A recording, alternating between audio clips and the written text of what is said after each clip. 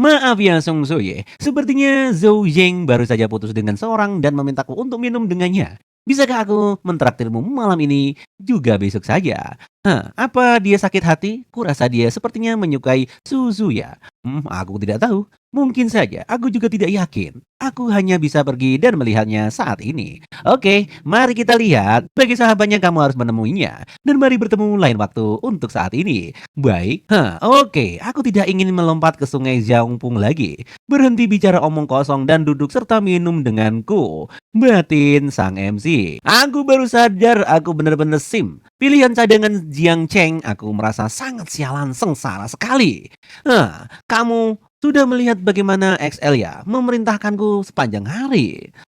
Kamu tahu bagaimana Suya biasanya memerintahku, dan memerintahku lagi. Tapi bagaimana dengan dia? Ketika Li Zundong pergi ke kamar mandi, Suya mengikutinya seperti ekor. Kamu bertele-tele bro. Udah sebutin apa aja intinya kita ngomong, gak usah seperti itu. Dari tadi kamu muter bulek-bulek kayak gitu ngomongnya. Aku mengikuti mereka diam-diam dan melihat mereka berpelukan, berciuman dan bermesraan di tengah jalan. Hatiku hancur, tahu tidak? Ujing, kurang ajar pria itu. Kau bahkan tidak pernah memulai jadi dari mana sakit hatinya bro. Apa kau juga ingin berbicara pedas di saat seperti ini? Aku jadi hancur. Oke, dengarkan kakakmu ini. Suya bukan orang baik. Biarkan dia menyakiti Li Zudong. Siapa tahu penyakit apa yang akan diderita anak itu di masa depan. Jiang tuh, apa katamu? Kau tahu itu sesuatu apa?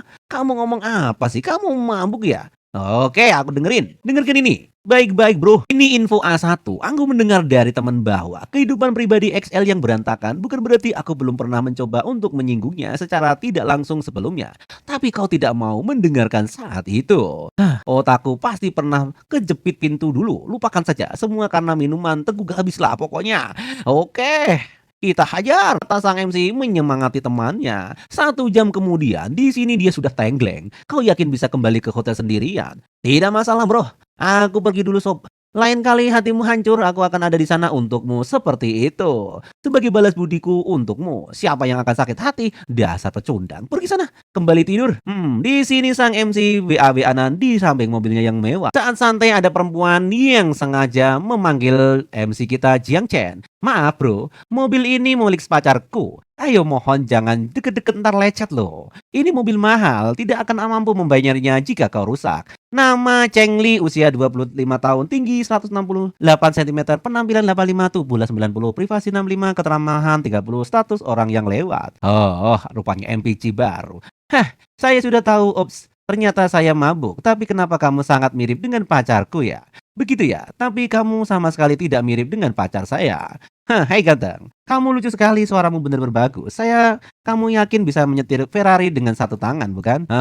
Jika Anda tidak mengerti, biarkan saya jelaskan. Siapapun yang mengatakan mereka bisa menyetir mobil performa penggerak roda belakang berdaya kuda tinggi semacam ini dengan 1 tangan berarti mereka belum pernah menyetirnya. Batin sang MC. Wow ganteng, kamu tahu banyak sekali, tapi saya sangat jago makan ayam. Dalam kutik makan, apa ini? Nggak tahu juga. Apakah ayam dari Kentucky atau fried chicken? Aduh, mungkin ayam itu kali ya. Ya udah, kita lanjutkan ceritanya. Aku tahu lebih dari 10 cara untuk melakukannya. Anjir, bener-bener nih wanita IBL nih. Mau bermain dengan apa? Ayo kapan-kapan kita lakukan.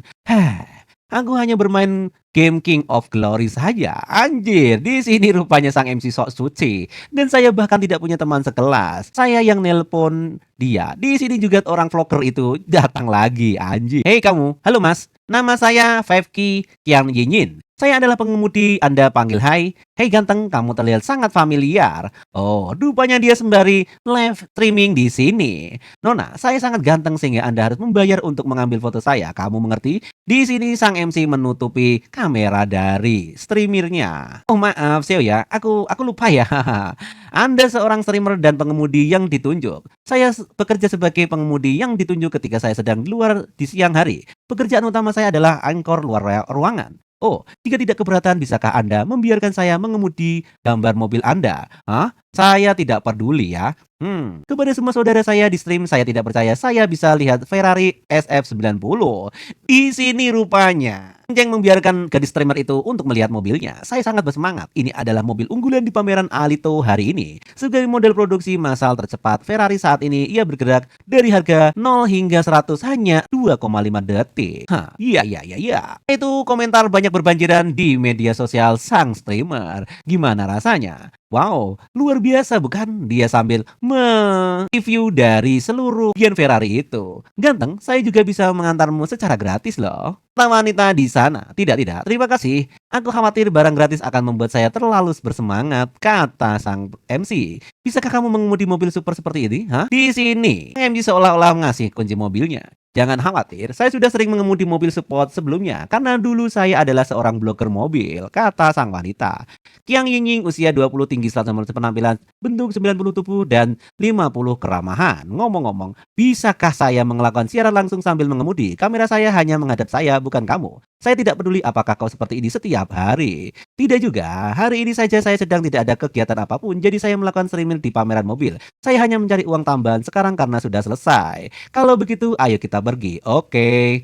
Keluarga saya tidak pernah menyangka akan sampai pada hari di mana saya akan mengemudi Ferrari. Mobil ini benar-benar membuat seluruh tubuh Anda tersial seperti yang mereka katakan. Jangan salah paham, bukan tempat itu yang tersial, saya hanya panas karena reforce-nya saja. Lagi pula ini adalah Ferrari, saya harus konsentrasi dengan serius dan mengemudi, katanya sambil live streaming di streamingnya. Oh, nama orang ini adalah Keong Mime, yaitu channelnya, anjir. Jika bukan karena nilai 0 privasinya, saya akan berpikir dia orang yang santai. Mendengarkannya berbicara seperti pengemudi yang berpengalaman. Hah, popularitas lumayan tapi dia tidak mendapatkan banyak donasi. Hah, donatur terbesarnya hanya memberi 300 yuan. Itu sangat menyedihkan. Di sini sang MC mencoba ngasih duit aja. Nilai pertumbuhannya minggu ini lebih dari 8.000, tetapi donasinya menggunakannya hanya sekitar 800 perak saja. Setelah platform mengambil fotonya, pendapatan hariannya hanya lebih dari 60.000 saja.